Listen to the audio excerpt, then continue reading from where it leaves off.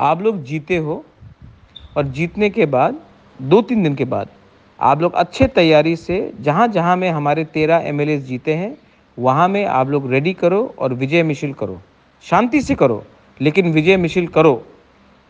75 साल के बाद पहले बार एक रीजनल पार्टी को 13 सीट मिला है और असेंबली में सेकंड लार्जेस्ट पार्टी बन के बैठा है। ये गर्व का बात है।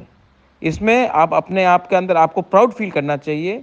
4 दिन के बाद 13 जगह में जहाँ में हम लोग जीते हैं, वहाँ में प्रिपरेशन करके शांति से विजय मिছিল करने का तैयारी करो।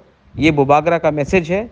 हम लोग आने वाले दिन में और आगे और ज़ोर से, दम से हम लोग अपना बुकुंग बारा के लिए, तिपरासा के लिए फाइट करेंगे और मैं आशा करता हूँ और मैं जानता भी हूँ कि हमारा कॉन्स्टिट्यूशनल सॉल्यूशन अब ज़्यादा दूर नहीं है।